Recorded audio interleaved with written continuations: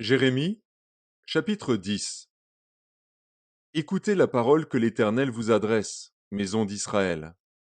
Ainsi parle l'Éternel, n'imitez pas la voix des nations, et ne craignez pas les signes du ciel, parce que les nations les craignent. Car les coutumes des peuples ne sont que vanité. On coupe le bois dans la forêt, la main de l'ouvrier le travaille avec la hache, on l'embellit avec de l'argent et de l'or, on le fixe avec des clous et des marteaux, pour qu'il ne branle pas. Ces dieux sont comme une colonne massive, et ils ne parlent point. On les porte parce qu'ils ne peuvent marcher. Ne les craignez pas, car ils ne sauraient faire aucun mal, et ils sont incapables de faire du bien. Nul n'est semblable à toi, ô Éternel. Tu es grand, et ton nom est grand par ta puissance. Qui ne te craindrait, roi des nations? C'est à toi que la crainte est due, car, parmi tous les sages des nations et dans tout leur royaume, nul n'est semblable à toi. Tous ensemble, ils sont stupides et insensés. Leur science n'est que vanité, c'est du bois. On apporte de Tarsis des lames d'argent et d'Uphaz de l'or. L'ouvrier et la main de l'orfèvre les mettent en œuvre. Les vêtements de ces dieux sont d'étoffes teintes en bleu et en pourpre, tous sont l'ouvrage d'habiles artisans. Mais l'Éternel est Dieu en vérité. Il est un Dieu vivant et un roi éternel. La terre tremble devant sa colère, et les nations ne supportent pas sa fureur.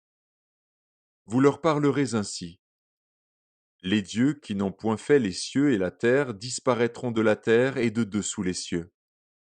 Il a créé la terre par sa puissance, il a fondé le monde par sa sagesse, il a étendu les cieux par son intelligence. À sa voix, les eaux mugissent dans les cieux, il fait monter les nuages des extrémités de la terre, il produit les éclairs et la pluie, il tire le vent de ses trésors. Tout homme devient stupide par sa science.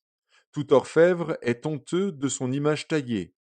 Car ces idoles ne sont que mensonges, il n'y a point en elles de souffle.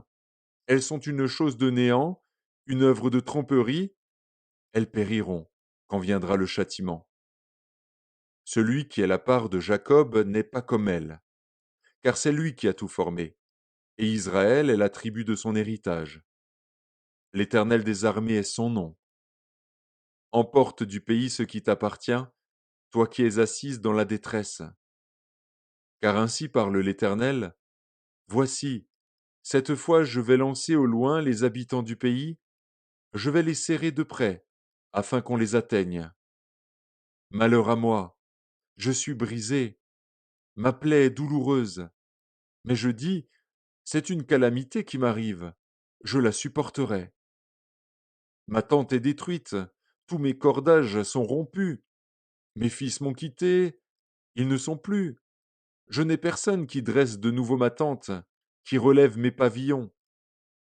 Les bergers ont été stupides, ils n'ont pas cherché l'Éternel. C'est pour cela qu'ils n'ont point prospéré, et que tous leurs troupeaux se dispersent.